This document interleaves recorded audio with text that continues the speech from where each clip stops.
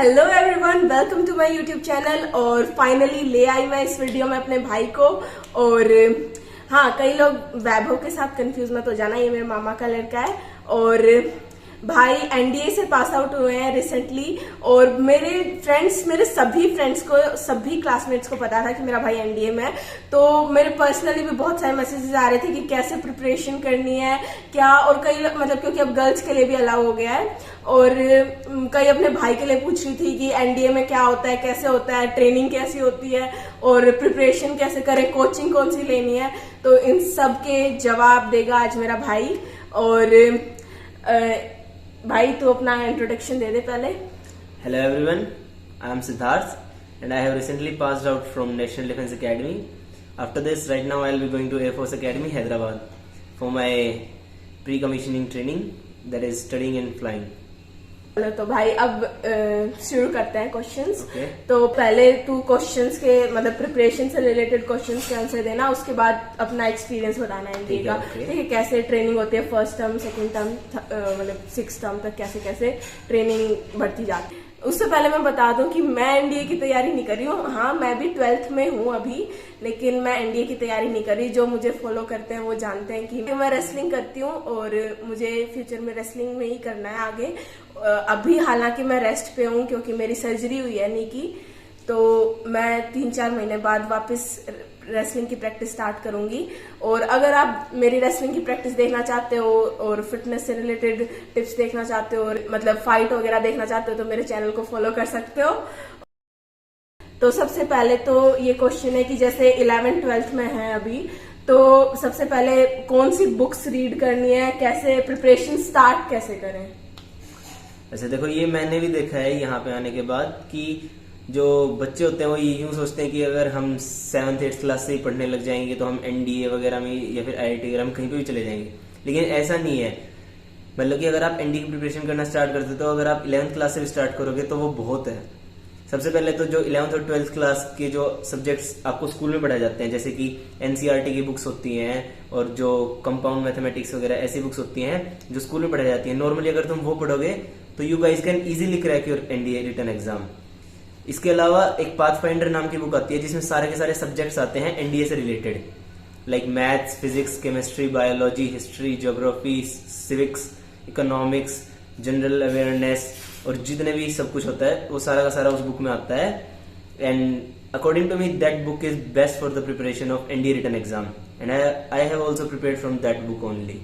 और अगर कोई भी बच्चा उस बुक को इजीली सॉल्व कर लेता है, उसमें थोड़े बहुत सैंपल क्वेश्चन पेपर्स भी आते हैं स्टार्टिंग में पिछले करंट ईयर्स के, अगर उसे तुम सोल्व कर लेते हो और मैथमेटिक्स उसमें से कर लेते हो तो तुम्हारा पेपर इजीली क्लियर हो जाएगा। स्कूल का अगर तुम अच्छे से कर रहे हो, अगर तुम स्कूल में नंबर लेके आ रहे हो अब अप्रोक्स 80% वगैरह, तो तुम you guys can easily crack your NDA written exam.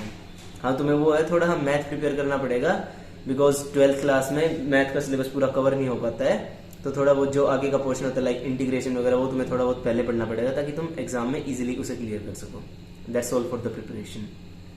तो भाई सेकंड क्वेश्चन ये है कि कोचिंग लेनी कंपलसरी है और लेनी है तो कौन सी लेनी है और तूने कौन सी ली। देखो, ये सभी का मिसकंसेप्शन होता है कि बिना कोचिंग के कोई एग्जाम क्रैक नहीं हो सकता। लेकिन एनडीए का जो रिटन एग्जाम आता है ना वो मतलब आसान आता है। ऐसा नहीं है कि वो बहुत ही ज्यादा टफ है लाइक आईआईटी वगैरह और तुम्हें कोचिंग की जरूरत है।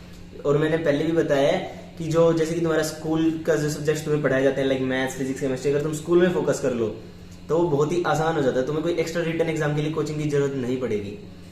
जो तुम स्कूल में पढ़ोगे और जो तुम पाथफाइंडर बुक अगर तुम खुद से सोल्व कर लोगे तो I think that is more than enough for NDA written exam.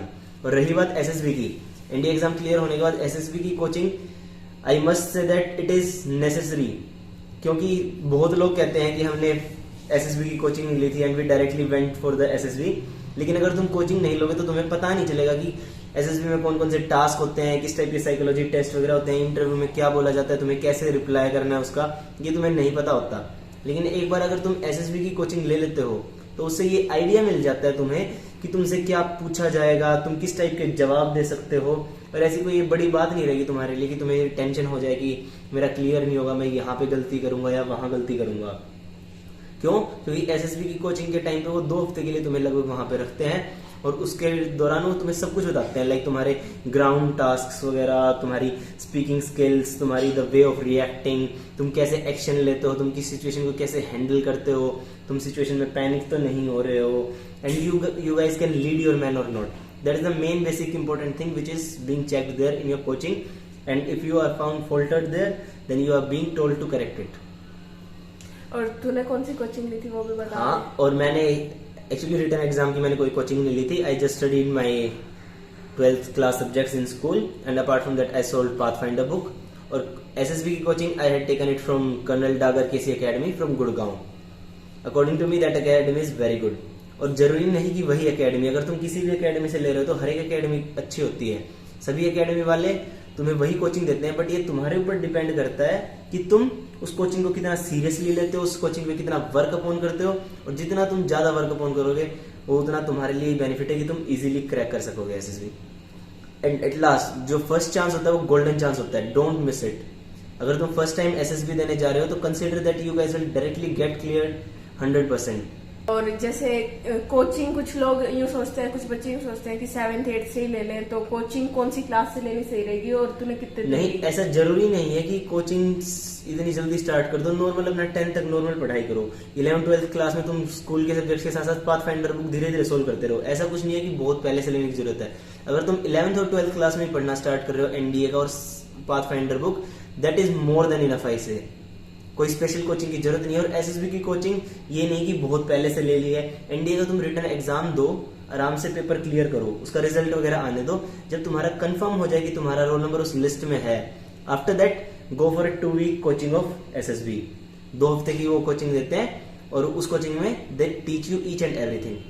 और अपार्ट फ्रॉम इट तुम अगर अपनी स्पीकिंग स्किल्स, अपनी थोड़ा वे ऑफ बिहेविंग और तुम्हारा अगर सब कुछ इंप्रूव करना चाहते हो तो I say that you must read English newspaper daily.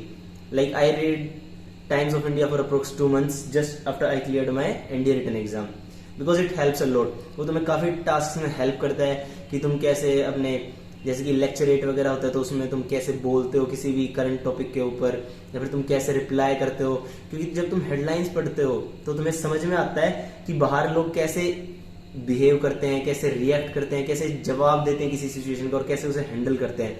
So you guys can easily handle that situation and it will improve your all the skills.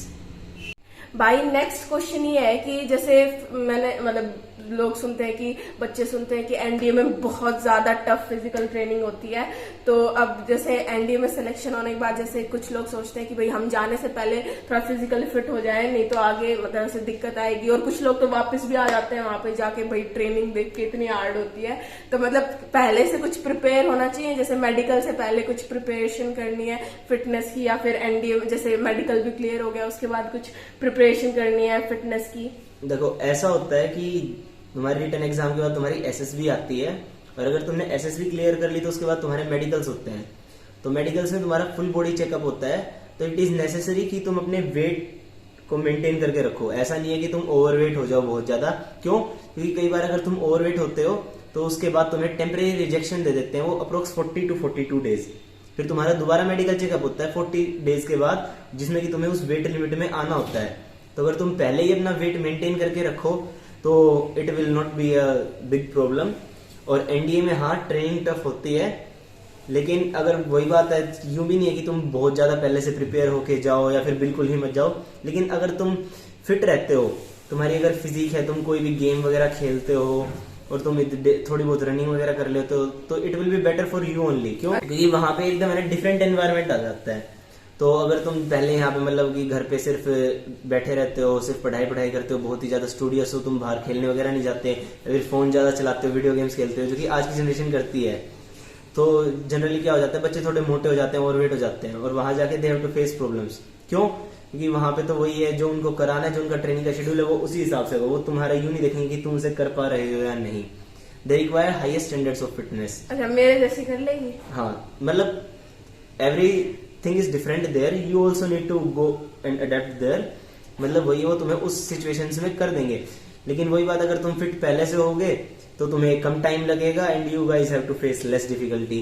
लेकिन अगर तुम थोड़े मोटे होगे तो बाद में तुम्हें यूं लगेगा कि मैं कहाँ फंस गया, मेरे को इतनी ज्यादा ट्रेनिंग करनी पड़ रही है, you guys will be sweating all day हैं। फिर तुम ये सोचोगे कि मैं छोड़ देता हूँ अकेडमी, मेरे ऊपर बहुत ज्यादा मेंटल प्रेशर आ गया है, फिजिकल प्रेशर आ गया है, तो बता रहा था कई तेरे दोस्तों ने छोड़ मेरे दिया हाथ था। पैर दुख रहे हैं ये वो। लेकिन अगर तुम पहले से थोड़ा फिट हो गए तो तुम्हें इतनी परेशानी नहीं होगी। और ऐसा होता है कि कई बार क्या होता है कि बच्चे आते हैं, उनका परसेप्शन अलग होता है अकेडमी आने से पहले, कि अकेडमी जाएंगे मस्त, हम अब ऑफिसर बनने वाले हैं तो हमारी लाइफ अब एकदम मस्त होगी। लेकिन ऐसा नहीं है। एनडीए ट्राई सर्विस अकेडमी है, वहां पे पहले 2 साल सभी को बेसिक मिलिट्री ट्रेनिंग दी जाती है अकॉर्डिंग टू आर्मी। तो वहां पे तुम्हारी फिटनेस लेवल बहुत ज्यादा हाई होना चाहिए। तो वहां पे बहुत टफ ट्रेनिंग कराते हैं ताकि तुम अपने बॉडी का आइडियल वेट पे आ जाओ according to body mass index. याद है मुझे, ये पहली बार गया था। उसके बाद जब 6 मंथ्स के बाद दिसंबर में आते हैं, भाई का सिलेक्शन 12th में ही हो गया था। भाई 17 का था, अक्टूबर में भाई का बर्थडे आता है, 17 का था, इसने फेब में क्लियर हुआ था ना, मेडिकल शायद फेब में हुआ था। जब मैं 16 इयर्स का था तब मैंने मेरा एग्जाम क्लियर हो गया था, और जब मैं 17 का था तब मैंने अकेडमी ज्वाइन कर ली थी। तो ये मतलब था अच्छा, मतलब ऐसे हेल्थ में दिखने में ऐसे मोटा नहीं लगता था, एकदम सही लगता था। आया तब इतना पतला, इतना कमजोर लग रहा था। वो वही है क्योंकि वहाँ अभी भी ऐसा ही है। तुम्हारा एनवायरनमेंट चेंज हो जाता है तो तुम्हारी बॉडी पे उसका असर पड़ता है। तुम्हारा जितना भी बॉडी पे फैट होता है वो सारा का सारा बिल्कुल एकदम खत्म हो जाता है, मसल्स में कन्वर्ट हो जाता है। तुम्हारी बॉडी को 0% फैट में कन्वर्ट करने की कोशिश करते हैं, एकदम तुम्हारी बॉडी मस्कुलर वगैरह हो जाती है। They make you tight and strong because they need the physical fitness of course from you, because you guys have to lead your man in battle. और इसी के लिए अगर तुम गेम्स वगैरह खेलते हो तो it is much better, because I also use to play many games and you guys will not face any difficulty in NDA. क्यों? क्योंकि वहां पे हर टर्म में गेम्स होते हैं, एथलेटिक्स होती है, क्रॉस कंट्री होती है, which is the most important. You guys must be good in cross country, that is running. अगर तुम रनिंग में अच्छे हो तो it is a very good thing for you guys. And stay physically fit so that you guys don't face any problem in your medicals after SSB. तो भाई अब question है जो कि एनडीए में जाने वाले हैं और जो मतलब प्रिपरेशन भी कर रहे हैं, उनके दिमाग में भी ये क्वेश्चन रहता है कि एनडीए में मतलब कि इतनी टफ ट्रेनिंग करवाते हैं और उससे टैकल करने के लिए कुछ टिप्स बताना चाहेगा कि भाई ये पहले से करके रख लेना, ऐसा करोगे तो फिर तुम्हें थोड़ी हेल्प हो जाएगी, जो कि मतलब तूने जो गलतियां की वो दूसरों से ना हो। वैसे तो कोई गलती करता नहीं है, मेरे को पता है, पर फिर भी बता दे। और जैसे वहां पे कैडेट्स के साथ बिहेवियर कैसा रहता है, और फर्स्ट टर्म में जैसा रहता है वैसा ही हर टर्म में रहता है, फिर चेंज होता रहता है। देखो एनडीए में जैसे ही तुम जाते हो तो it is a totally different place. वहां पे जाके यूं लगता है कि तुम एकदम से कहाँ आ गए, वहां पे सब कुछ एकदम डिफरेंट होता है, वहां का माहौल डिफरेंट, एकदम डिफेंस बैकग्राउंड में चले जाते हो तुम। वहां पे इतना डिसिप्लिन वगैरह लाइफ है, एकदम स्ट्रिक्ट रूल्स फॉलो किए जाते हैं। तुम जाते हो तो तुम ऑब्जर्व करते हो सबसे पहले तो अकेडमी को, कि अकेडमी में चल क्या रहा है। वहां पे बहुत सारी चीजें ऐसी होती हुई दिखाई देंगी तुम्हें कि तुम ये सोचोगे कि ये क्या हो रहा है, क्या ये पागल है, क्या ये यूं करने लग रहे हैं इतनी धूप में, ये वो। फिर जैसे ही तुम जाते हो तो सबसे पहले तुम्हारा वेलकम किया जाता है अकेडमी में। ऑफिशियली तुम्हें स्क्वाड्रन्स अलॉट कर दी जाती हैं, उसके बाद तुम स्कॉन्स वगैरह में चले जाते हो। तो जैसे कि लगभग एक कोर्स में 350 के आसपास कैडेट्स आते हैं, तो उनको इक्वली बांट दिया जाता है, लगभग 20 से कैडेट्स पर स्कॉन में चले जाते हैं अप्रोक्स। उसके बाद स्कॉन्स में जाने के बाद तुम ऐसा तुम नए आते हो तो तुम फर्स्ट टाइमर्स होते हो वहां पे। तो सबसे पहले जाते ही तुम्हें यूं लगता है कि एकदम मस्त चिल माहौल होगा कॉलेज की तरह, लेकिन वहां पे ऐसा नहीं है। एकदम वहां पे हायरार्की फॉलो होती है, मतलब you guys have to follow your instructions which are given by your seniors there, even if they are 6 months senior to you। तो वहां जाके तुम्हें पता चलता है सीनियरिटी की वैल्यू क्या है। तुम अकेडमी में स्कॉन में जाते हो अपने, वहां पे सीनियर्स तुमसे सबसे पहले तुम्हारा इंट्रो वगैरह लेते हैं कि तुम कौन हो, कहाँ से आए हो, तुम्हारे फैमिली में कौन कौन है, कौन क्या क्या वगैरह करता है। फिर तुम्हें वहां पे केबिन वगैरह अलॉट होते हैं, तुम अपने केबिन्स वगैरह में जाते हो। फिर धीरे धीरे तुम्हें अपने 1 साल ऊपर सीनियर तुम्हें अलॉट कर दिया जाता है, एक सीनियर लगभग 1 कैडेट के ऊपर, जो तुम्हें हर एक चीज सिखाता है फर्स्ट टर्म में। मतलब हर एक चीज, मतलब तुम्हारे खाने का स्टाइल में, इसमें कैसे तुम्हें नाइफ और फोर्क से पकड़ के खाना, मतलब घर पे तो तुम एकदम ऐसे ही चपाती तोड़ के खा लेते हो, लेकिन वहां पे बिल्कुल एकदम नाइफ और फोर्क से खाना होता है। और तुम कैसे खाना खाओगे, कैसे you guys have to wear your dress, how to iron your dress, किस टाइप के कपड़े पहनने, कितने साफ एकदम जेंटलमैन की तरह बिहेव कैसे करना है, how to produce officer like qualities in yourself, and what all things you have to follow daily so that you guys don't falter anywhere and you guys don't get punished. They teach us all these things in our first term. और इसी दौरान मतलब कि वहाँ का जो life schedule है वो थोड़ा हेक्टिक होता है। सुबह के 5 बजे से लेके रात के 10 बजे तक तुम्हारा शेड्यूल चलता ही रहता है। जैसे ही सुबह मॉर्निंग वगैरह होगी, उसके बाद तुम्हारी पीटी हो जाएगी, ड्रिल हो जाएगी, फिर ब्रेकफास्ट वगैरह और क्लासेस वगैरह हो जाएंगी। क्लासेस से आने के बाद अनऑफिशियल एक्टिविटीज होती हैं सारी की सारी, लाइक तुम्हारी पीटी फिजिकल ट्रेनिंग की प्रैक्टिस होगी, तुम्हारी जो उस टाइम पे गेम्स टूर्नामेंट चल रहे होंगे उन गेम्स और टूर्नामेंट की प्रैक्टिस कराई जाएगी। उसके बाद शाम को चेंज वगैरह करके तुम्हारा वो हो जाता है स्टडी पीरियड। स्टडी पीरियड चलता है लगभग 1.5 घंटे के आसपास। स्टडी पीरियड के बाद जैसे स्टडी पीरियड खत्म होता है उसके बाद डिनर आ जाता है। डिनर के बाद दोबारा से शाम को आफ्टर डिनर की दोबारा से फिजिकल एक्टिविटीज आ जाती है और गेम्स आ जाता है। यहाँ पे तो हमें लगता है कि खाना खाने के बाद सो जाना चाहिए, लेकिन वहाँ पे एकदम टोटली डिफरेंट एनवायरनमेंट है। तो जितना भी तुम करते हो, जितना भी तुम खाना खाते हो तुम्हारा अपने आप हजम हो जाता है because of physical training. Intense नहीं होती ज्यादा, नहीं मतलब इंटेंस होती है बट तुम्हें आदत पड़ जाती है। पहले 1-2 हफ्ते तुम्हें एकदम अजीब लगेगा कि ये क्या हो रहा है, मैं कैसी जगह पे आ गया हूँ, इतनी खराब जगह है, छोड़ देता हूँ मैं अकेडमी। लेकिन स्टार्टिंग में सभी को लगता है, मुझे भी लगा था। लेकिन यूं देख लेना कि तुम्हारे साथ जो तुम्हारे कोर्समेट है वो कर रहे हैं, अगर वो कर सकते हैं तो तुम भी कर सकते हो। तुमसे पहले 40,000 ऑफिसर यहाँ से जा चुके हैं, जो ऑफिसर बन गए अभी 40,000 कैडेट्स यहाँ से पास आउट हो चुके हैं। अगर उन्होंने कर लिया तो तुम इजीली कर सकते हो। That is the basic thing. तो तुम धीरे धीरे करते चले जाओगे, 2 हफ्ते बाद तुम्हें आदत पड़ जाएगी। जब तुम्हें सेलेक्ट किया है तो तुम कर ही सकते हो। हाँ कर ही सकते हैं। 10:15 बजे तुम्हारा लाइट्स आउट हो जाता है, तुम सो जाते हो। बट अकेडमी नेवर स्लीप्स, रात को भी ट्रेनिंग चलती रहती है। वो तुम अकेडमी में जाके समझ जाओगे कि रात को ट्रेनिंग क्या चलती है। और इसी दौरान बीच में तुम पूरे दिन बिजी रहते हो। और रही बात अनऑफिशियल थिंग्स की, academy is totally govern by cadets, it is also run by cadets.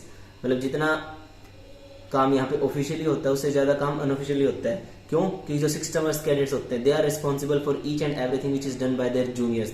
अगर कोई भी जूनियर ने गलती की है तो उसका रिस्पॉन्सिबल सिर्फ उसका 6 टर्मर होगा। तो इसीलिए 6 टर्मर्स पूरी अकेडमी को चलाते हैं। रूल्स भी वही फॉलो करवाते हैं जूनियर से। अगर कोई फॉलो नहीं करा, कोई कहीं पे फोल्टर कर रहा है तो they punish that junior so that he can come back on track and he will not do the same mistake again. So it is how the academy runs. और जैसे तूने बताया था कि इंजरी का भी ध्यान रखना पड़ता है, मतलब कैसे कैसे इंजरी तूने पता है मेरे जो अभी इसकी सर्जरी हुई है ना, ये जब इंजरी हुई थी ACL टीयर हुआ था मेरा, तो इसने कहा था कि अगर NDA में ACL टीयर हो जाता है ना प्रैक्टिस के मतलब ड्रिल के बीच में, टर्म के बीच में, तो NDA से बाहर ही कर देते हैं। हाँ मतलब NDA में ये होता है कि तुम्हारी जो फिजिकल ट्रेनिंग तुम करते हो वहाँ पे और जो गेम्स वगैरह खेलते हो उसमें इंजरी के चांसेस काफी हाई होते हैं। कई बार क्या होता है क्योंकि तुम एकदम नए नए एनवायरनमेंट में आते हो, वहाँ पे ड्रिल फिजिकल फिटनेस बहुत ज्यादा इंटेंस होती है। तो एकदम क्या होता है तुम्हारे पैरों को उतनी अडेप्टेशन नहीं होती इतना काम करने की, तुम्हारे पैर दुखने लग जाते हैं। कई कैडेट्स के स्ट्रेस फ्रैक्चर हो जाता है, मतलब छोटा क्रैक आ जाता है बोन में जो कि फिर धीरे धीरे पेन करता है। और अगर तुम उसे हील नहीं करते तो बाद में ज्यादा बड़ा फ्रैक्चर बन जाता है।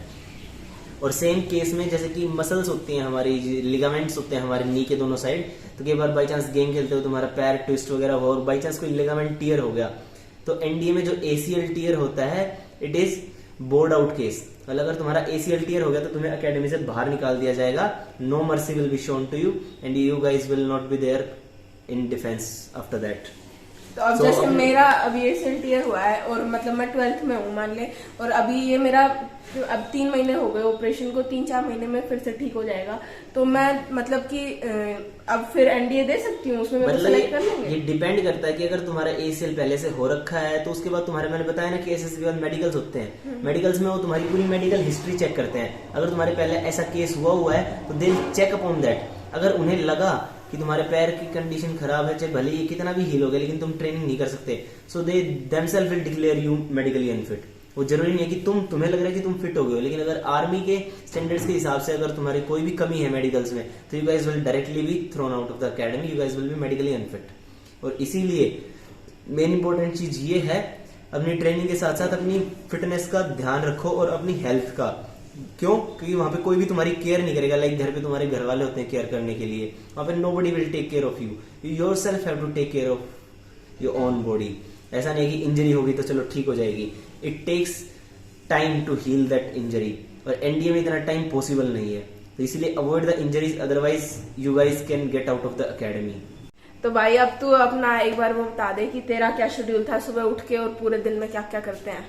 देखो शेड्यूल तुम्हारे टर्म वाइज डिपेंड करता है। अगर तुम जितना जूनियर हो उतना तुम्हारा शेड्यूल थोड़ा ज्यादा हेक्टिक होगा। क्यों? क्योंकि तुम्हें चीजें सीखने में टाइम लगेगा।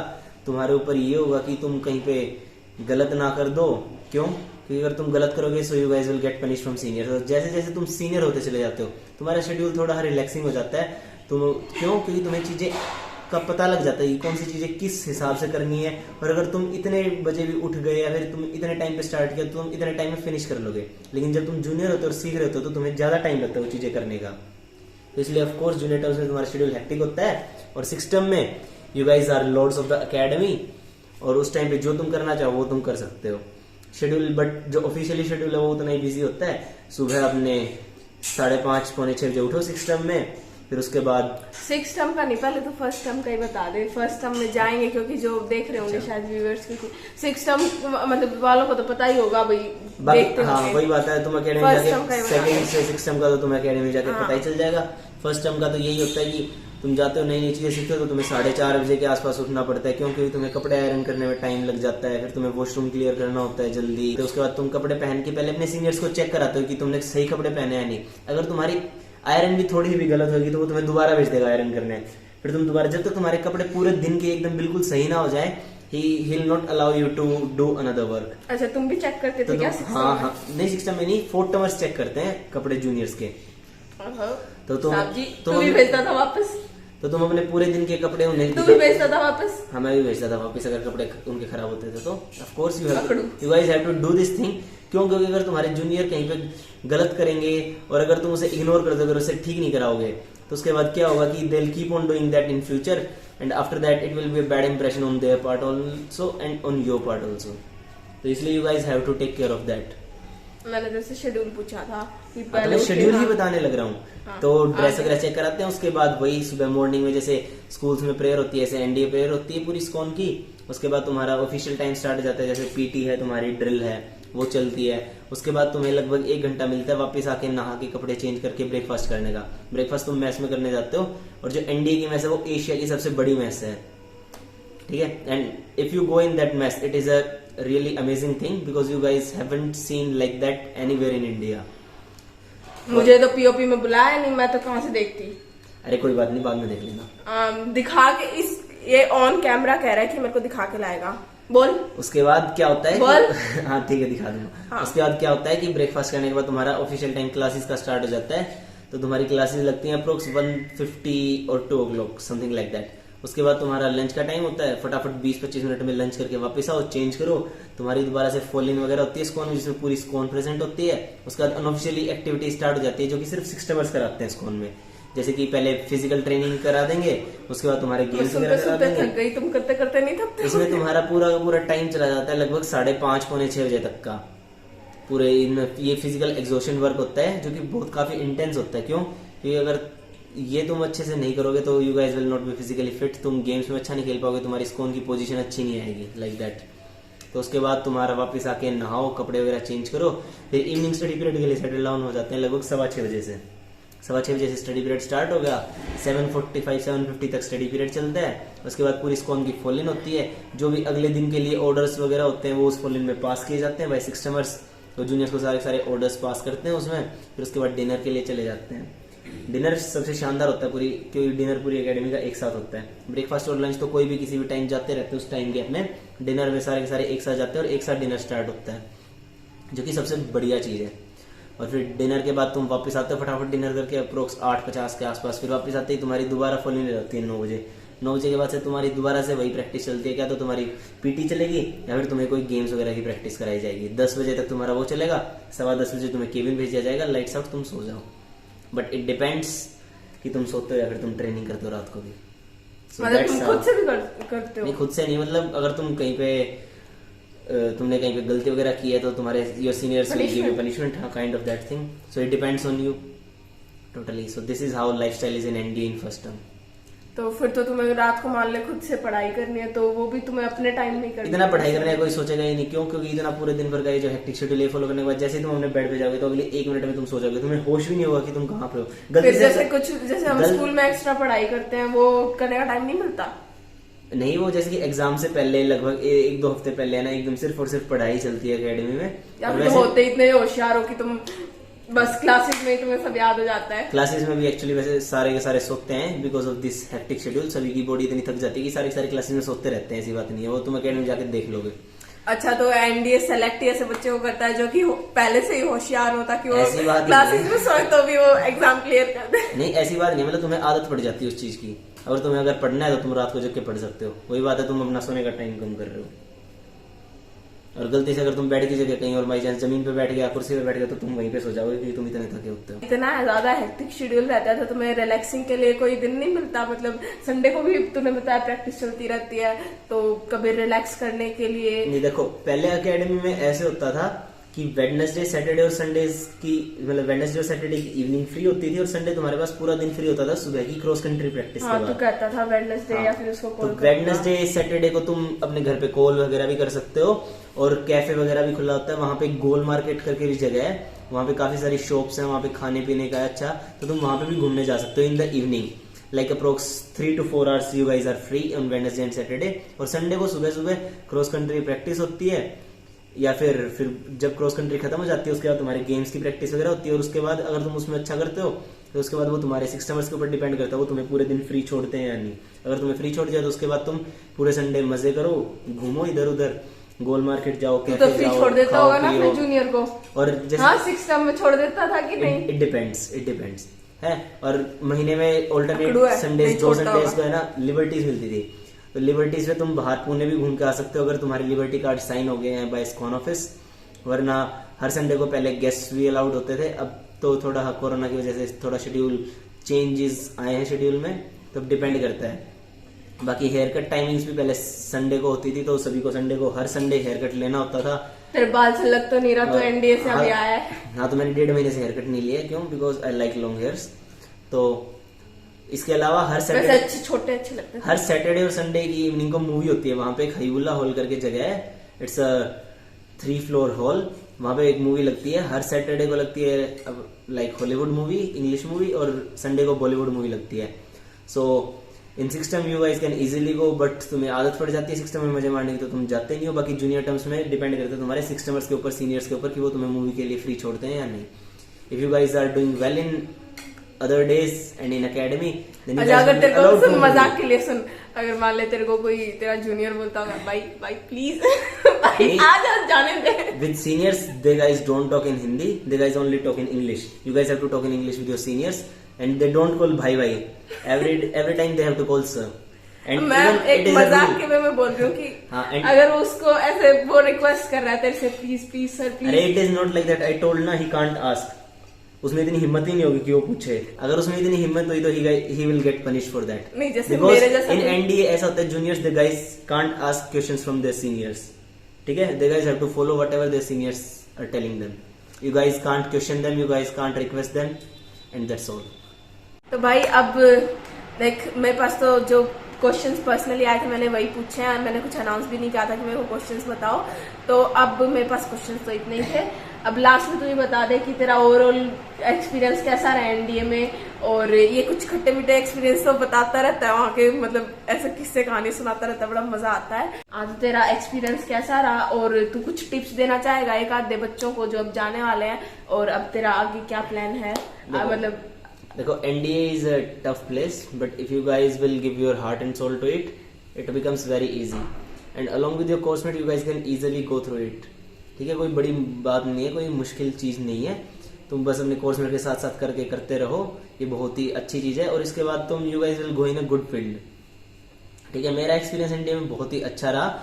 बहुत ज्यादा चीजें सीखने को मिलती है तुम्हें एनडीए में, जैसे कि तुम सबसे पहले तुम डिसिप्लिन हो जाते हो लाइफ में, you guys become punctual, you guys do all the things on time.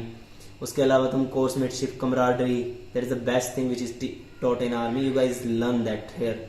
उसके अलावा you guys learn various types of games, each and every, like football, hockey, volleyball, basketball, squash, swimming, horse riding even, and you guys have to perform in each and everything. NDA makes you perfect in every field, whatever it is, whether it is academics or whether it is physical fitness, whether it is drill, whether it is discipline, whether it is military training or your respective training. Like I am an Air Force cadet. ठीक है, in 3rd year, like in 5th and 6th term, cadets they get trained in their respective training teams. Like army guys get trained in army training team, naval guys in naval training team, and Air Force guys in Air Force training team. So it depends on that. I'm an Air Force guy, so I got trained in Air Force training team in my 5th and 6th term. In 6th term I had started flying. NDA cadets को पहले मतलब test वगैरह clear करना होता है flying से पहले, जो वहाँ पे तुम्हें बता दिया जाएगा। उसके बाद after that I used to fly super Dimona, and I had done 11 sorties of super dimona in NDA in my 6th term. ऊपर से गया ये तो। Generally, there are 10 sorties, but in the end, fly pass are there. If you guys are in top 9 in flying, so you guys do fly pass. So I had done fly pass also because I was 7th in flying. And after that, overall experience, it was damn good. I enjoyed my NDA tenure, and throughout my life, I will remember the training which has been given to me in NDA, because you guys have done it with your course mates, and that's the best part of it. Consider it whether Greenhorn camp, Rovers camp or Torna camp, it is very best. And in the end, the last 15 days of my sixth term, they were the best, I'll say, because उन last 15 दिनों में तुम्हें बहुत कुछ सीखने को मिल जाता है. तुम बहुत चीजें वो एक्सपीरियंस करते हो जो तुम जूनियर टर्म से सोचते हो कि अगर मैं सिक्स टर्म में आऊंगा तो मेरे साथ भी होगा. Like junior gives you farewell, like you guys have dinner with your squadron officers and your squadron commanders. Passing out parade की डेली सुबह दोपहर को प्रैक्टिस होती रहती है, तो तुम्हारा कलर भी एकदम ब्लैक हो जाता है, तुम काले दिखने लग जाते हो. ये सफेद उस आउटफिट में और एकदम काला, और इसकी नाक इतना पतला. जैसे मेरी पासिंग आउट परेड में मैं दिख रहा था, बहुत ज्यादा पतले जाते तुम उसकी वजह से. लेकिन पासिंग आउट परेड में वही है, नथिंग मैटर्स कि तुम कैसे दिखते हो. You guys just have passed out from academy, it is a very big thing. NDA में मेन मोटिव कुछ एक ही होते हैं, जैसे कि सबसे पहले तो तुम एकेडमी से पास आउट हो जाओ विदाउट किसी इंजरी के. अगर तुम्हें कोई इंजरी रहती है, दैट्स द वर्स्ट पार्ट. दूसरा, अपने कोर्स के साथ पास आउट हो जाओ. डोंट गेट रेलीगेटेड, मतलब कोई भी इनडिसिप्लिन एक्शन वगैरह मतलब वहां पे जिसकी वजह से तुम्हें सफर करना पड़े, तुम्हें पनिशमेंट्स ज्यादा मिले. So just pass out with your course, that will the best part. और ये मैटर नहीं करता कि तुम्हारी एनडीए में मेरिट कैसी है, because life is very big ahead. तुम आगे जाके क्या करोगे, दैट थिंग मैटर्स. बहुत ऐसे होते हैं कि जो एनडीए में बहुत हाईली मेरिटोरियस होते हैं, बट आगे जाके the guys don't do good. And some are there कि जो एनडीए में बहुत पीछे होते हैं, but in life ahead they become very good officers, like they reach higher ranks also. So overall it was good. And after this, after my NDA, I'll be going to Air Force Academy, Hyderabad. There I'll be continuing my pre-commissioning training, that is flying. And after 1 year, I'll get commissioned as flying officer. I'm hoping to get fighter aircraft, but let's see what it will be. हाँ भाई, एक last question कि तेरा NDA में जाने का सपना कब से था, मतलब थोड़ा पर्सनल अपने अकॉर्डिंग बताना. और अगर तेरा एनडीए में नहीं होता तो तेरा सेकंड ऑप्शन क्या था, और सेकंड लोगों को बैकअप प्लान रखना भी चाहिए कि नहीं, वो भी होता था. Okay. देखो, जब से मैं छोटा था तो जब भी मैं फाइटर एयरक्राफ्ट वगैरह देखता था, जैसे कि रिपब्लिक डे पे, इंडिपेंडेंस डे पे, तो मुझे बड़ा अच्छा लगता था. और जब मतलब कि when I was very young, like from KG और फर्स्ट क्लास, मैंने सोचा था कि मैं बड़ा होकर पायलट ही बनूंगा. जब भी कोई पूछता था मुझे स्कूल में कि तू क्या बनेगा, what you want to become in life, तो हर बार मैंने सिर्फ यही जवाब दिया है, I wanted to become a pilot. और जैसे ही मैं 9th-10th क्लास में आया तो मुझे पता चला कि NDA is one of the way, it is the first step. Just after 12th class, you guys can get into NDA in Air Force, and you guys will become pilots. Whether it depends, you get helicopters, fighter aircraft, or transport aircraft. It doesn't matter. But you guys will become pilot. So with this motivation, I joined NDA to become pilot. और हाँ, backup plan हमेशा रखना चाहिए कि by chance तुम्हारा NDA नहीं हुआ तो ये नहीं है कि तुम सिर्फ एनडीए के पीछे ही भागते रहोगे अगले 2 साल तक. तुम एनडीए का भी प्रिपेयर करो, लेकिन साथ में तुम अपनी कुछ ग्रेजुएशन या फिर किसी और चीज की प्रिपरेशन करो, लाइक आईआईटी वगैरह और जो कुछ भी कॉम्पिटिटिव एग्जाम्स वगैरह होते हैं. और एनडीए की भी तुम प्रिपरेशन साथ साथ करते रहो. क्यों? क्योंकि वो चलती रहेगी. ऐसा नहीं है कि तुम एनडीए के एग्जाम के लिए तुम ईयर ड्रॉप कर दो, that will be the worst thing. Year drop बिल्कुल भी मत करना. तुम अपनी हायर स्टडीज करते रहना और साथ में एनडीए का प्रिपरेशन करके उसको क्लियर करने की कोशिश करना. That will be the best part. अच्छा, वैसे तूने कौन सी क्लास से स्टार्ट की थी प्रिपरेशन? मैंने प्रिपरेशन बताया तो मैंने आई just studied my 11th class, and in 12th class I started preparing from pathfinder book and just my 12th class subjects, nothing more. हाँ, तो जो देख लो, अभी जो 12th में आए हैं ना, मेरी फ्रेंड्स कह रही थी कि नहीं 11th से ही स्टार्ट करना है, 12th से भी कर सकते हो और तुम्हारा हो जाएगा. क्योंकि मेनली जो पार्ट आता है वो 12th से ही आता है. ऐसी बात नहीं है कि बहुत पहले का भी जरूरी है. 11th-12th का it is normal. So that's all from my side. All the best to you guys. जो भी इस वीडियो को देख रहे हैं, please prepare for NDA और get inside the academy. I'll say it is the best academy in India. There is no such other academy in India which will train you like this. और जहाँ पे इतनी facilities मिलेंगी जो तुम्हें national defence academy में मिलती है. So it is the best in India. It will be worth it. All the best guys. Thank you so much video में आने के लिए. मैं इसको पता है काफी दिन से, ये एनडीए से आया था, इसकी पासिंग आउट परेड थी 28 को ना, नहीं, मेरी 30th मई को थी। हाँ 30th मई को इसकी पासिंग आउट परेड थी और ये 2 तारीख को शायद यहाँ पे आया था दादरी। और मैंने इसको तब से कहा था कि भाई आना आना, और इसने कहा था हाँ मैं आ जाऊंगा, लेकिन कुछ ऐसा रहा कि इधर उधर घूम रहे थे, छुट्टियां इसकी भी चल रही थी मेरी भी चल रही थी। और अभी इसको AFA में जाना है 2 दिन बाद, और 2 दिन पहले ही मेरे को टाइम मिला इसके साथ वीडियो बनाने का। नहीं तो मैंने सोचा था 2-3 वीडियो बना लूंगी, कमेंट सेक्शन में जो डाउट आएंगे वो भी नेक्स्ट वीडियोस में ले लूंगी। लेकिन अब तो भाई कब आएगा तो AFA से डिपेंड करता है वो, अगर फ्लाइंग मेरी जल्दी खत्म होगी तो I will be back in after 5 months, वरना तो after 1 year when I will get commission I will be here. तो मैं इसके साथ फ्यूचर में जरूर वीडियो बनाऊंगी, मतलब आपके जो भी डाउट्स होंगे उसके ऊपर, और कुछ मेरे चैनल के लिए भी कह दे, भला हो जाएगा मेरा। गाइज, ये मेरी छोटी बहन यशिता है। She is working very hard. When she started vlogging, I firstly asked her whether she wanted to become vlogger or not. Then she said that it is a hobby and she likes to do that. And I'm saying कि ये बहुत ज्यादा मेहनत कर रही है। She is working so hard और ये बहुत ही ज्यादा पुट इन मार रही है अपने vlogs बनाने में। So I'll say that you guys must like her vlogs. और ये वैसे भी रेसलिंग करती है, और जैसे इसकी इंजरी ठीक हो जाएगी उसके बाद ये दोबारा रेसलिंग करने स्टार्ट कर देगी। तो इसकी रेसलिंग की वीडियोस अगर तुम देखोगे तो you guys will find that you guys how to remain fit वगैरह, क्योंकि ये साथ में वो ही बताती रहती है कि how you guys maintain your fitness and what all things. So guys please like and share her videos and please subscribe her channel. Thank you भाई, थैंक यू सो मच। और मैं जल्दी मिलूंगी नेक्स्ट वीडियो में, और भाई के साथ भी आगे वीडियो लाती रहूंगी, और उसके लिए मेरे चैनल को प्लीज सब्सक्राइब कर दो। और फिर भाई आप आके AFA से आके और वहां का एक्सपीरियंस भी बताना, वहां के बारे में भी सब कुछ, जो भी डाउट्स हैं सब मुझे बताना कमेंट सेक्शन में। अगर भाई 6 महीने बाद आते हैं तो मैं 6 महीने बाद वीडियो लेके आऊंगी। और थैंक यू सो मच भाई।